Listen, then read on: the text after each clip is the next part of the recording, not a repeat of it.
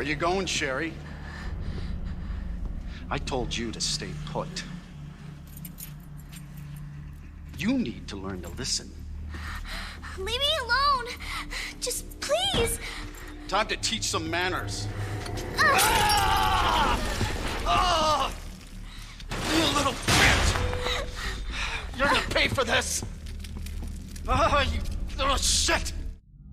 Chief Brian Irons, easily one of the most hated Resident Evil characters of all time, not only for his cruel treatment of Sherry Birkin in Resident Evil 2 Remake, but also for being a generally unlikable person. Although, as much as you already hate Brian Irons as of right now, I promise you that at the end of this video you're gonna hate him even more. This guy has got some pretty dark and disgusting skeletons in his closet that'll send a shiver down your spine. So guys, grab a blanket and get comfortable as we rummage through the extremely depraved crimes of Chief Brian Irons.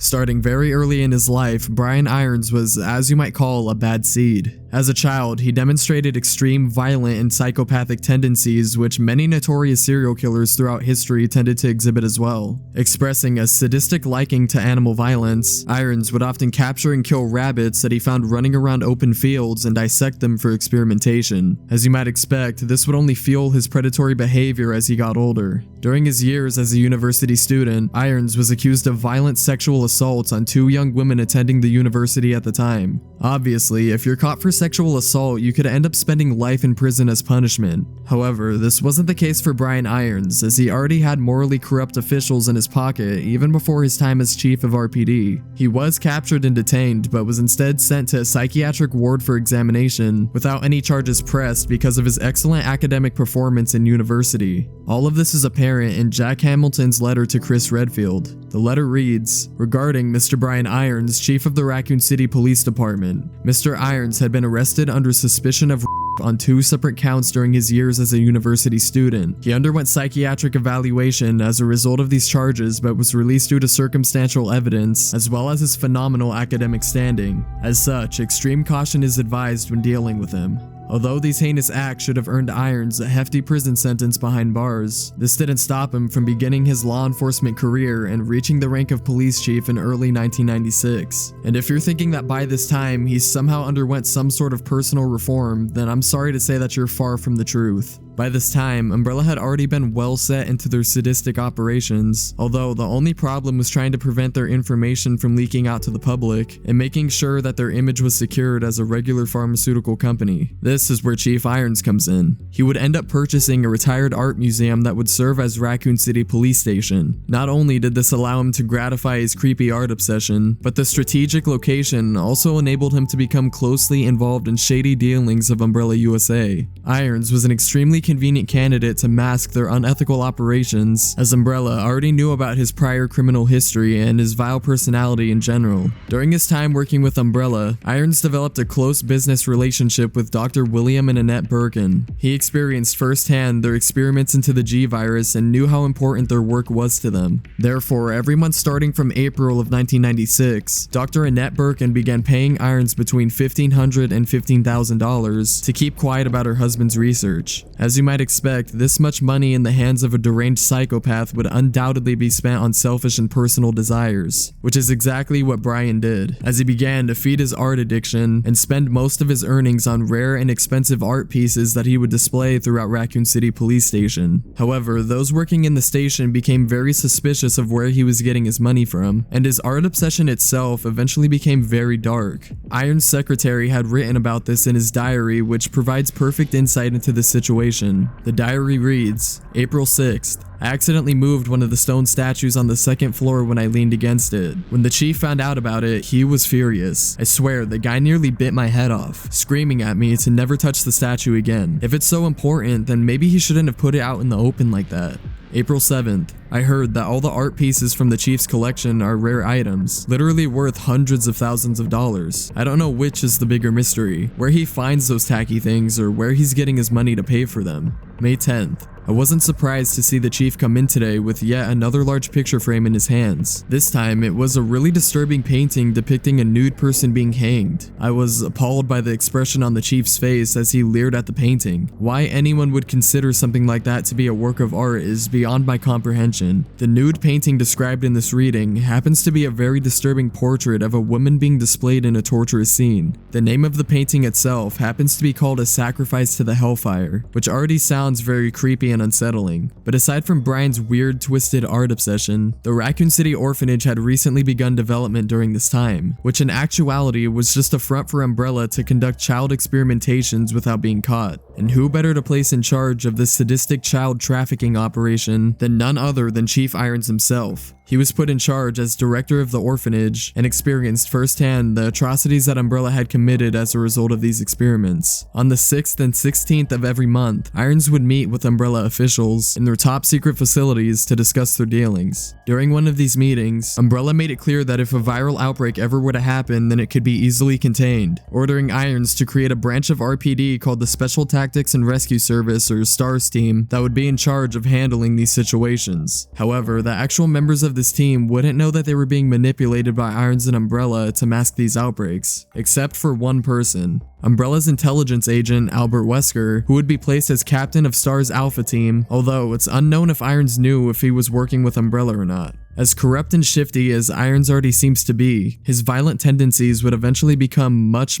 worse during his time as police chief. And when I say much worse, I mean straight up serial killings. It's known that Irons went on to commit multiple serial murders that went mostly unnoticed and the victims are largely unknown. However, Irons' first victim was likely his own secretary after he found out about his dealings with Umbrella, as he went missing the month following his discoveries. In another incident, Irons would also lash out at an Umbrella sewer facility manager, pulling a gun on him and threatening to shoot him because he made a joke while Irons was in a bad mood. Later, in the months of August and September, 8 women were reportedly kidnapped and murdered down in the city's sewers, although no bodies were found by RPD search parties. However, something that each victim had in common was they were all blonde, unmarried women between the ages of 18 and 23. These murders pointed heavily to Brian Irons as he had a secret obsession with Mayor Warren's daughter who accurately matched his criteria. It's worth mentioning that taxidermy was a hobby of Irons, coinciding with his art obsession. He even had a secret taxidermy room in the Raccoon City Police Department where he would display his works that he created on animals such as deers and bears. However, this already creepy taxidermy hobby would eventually become very dark and may provide some insight into what happened to those 8 missing women. We can get a pretty good picture of Irons' sick obsession in his own taxidermy log, which also happens to be one of the most disgusting Resident Evil files that I have ever read.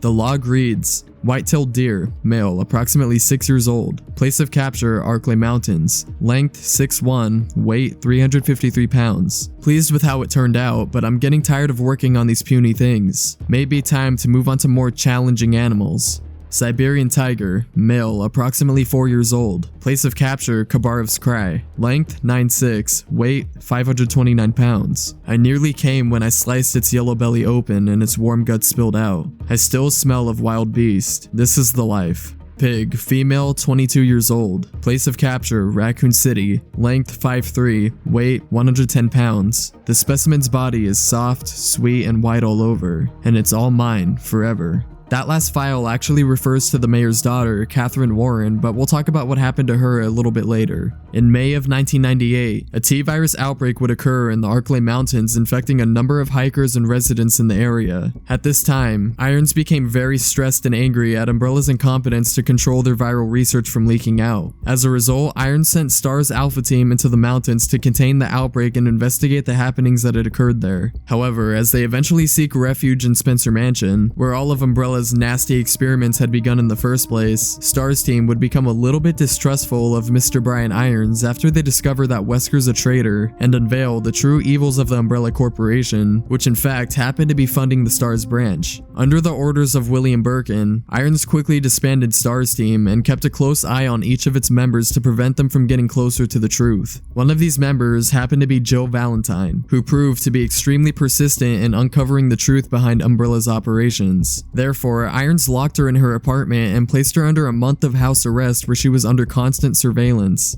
In the months following the Arclay incident, Irons had still been accepting bribes from the Birkins to keep anyone from investigating their G-Virus project. However, William Birkin would soon receive intel that Umbrella had begun conspiring against him and planned to steal his research. We can investigate these happenings in full detail through Birkin's emails to Chief Irons. The email reads, "To Mr. Brian Irons, Chief of the Raccoon City Police Department, we have a problem. I have received information informing me that Umbrella HQ has sent spies to recover my research on the G-Virus. There are an unknown number of agents involved. They must not be allowed to take this project away from me as it represents my entire life's work. Search the city thoroughly for any suspicious persons. Detain any such individuals by whatever means deemed necessary and contact me immediately through a net. With these precautions, any possible threat should be eliminated. I will not allow anyone to steal my work on the G-Virus, not even Umbrella." Upon these orders, Irons began a thorough search of the city, handing over any suspicious individuals to the Birkins for execution. Under immense pressure to keep the Birkins' operations a secret, Irons would immediately incarcerate reporter Ben Bertolucci after he interrogated Annette Birkin on her suspicious experiments during one of their interviews. He also informed Umbrella on the whereabouts of political hacktivist January Van Sant, who began investigating Umbrella's dealings with Irons. Later in the month of September 1998, the T-Virus had officially broken out in Raccoon City.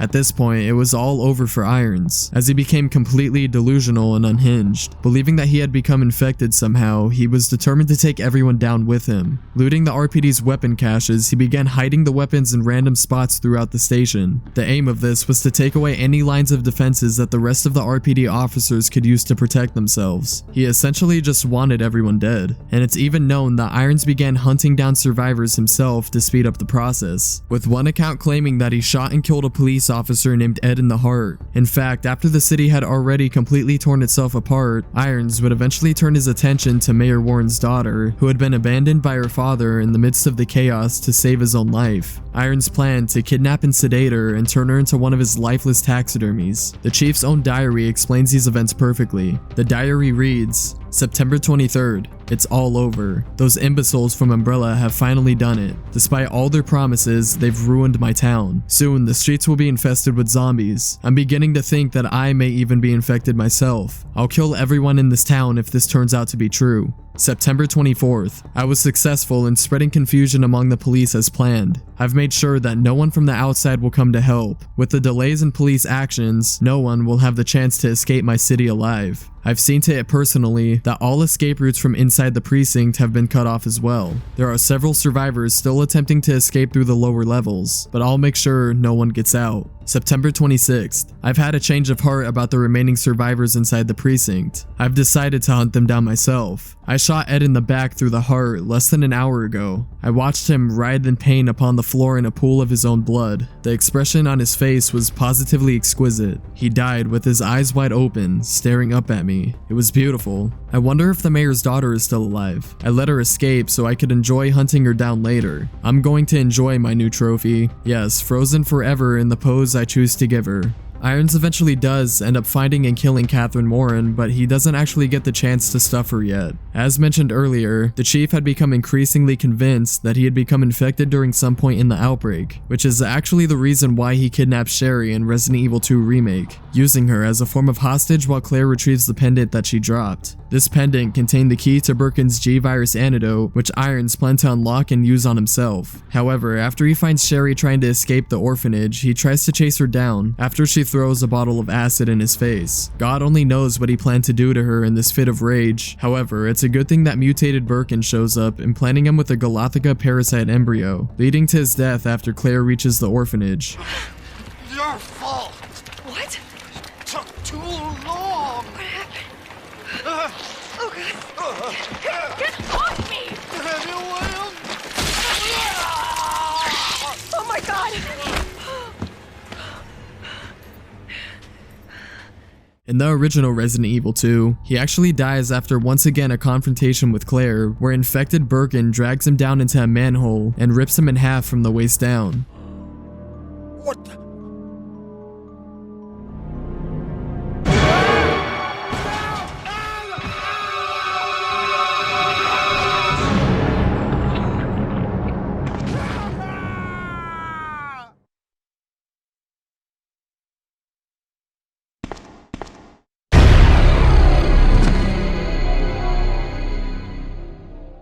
A terrible fate for a terrible man. Chief Brian Irons ultimately paid for the crimes he committed with a gruesome death, bringing this tragic story of pain and suffering to a conclusion. Well guys, I hope you enjoyed hearing about the depraved crimes of Chief Brian Irons. If you want to know more about the sadistic serial murders of Albert Lester, then go ahead and click on this video right here. But thank you all for watching, take care, and I'll see you in the next one.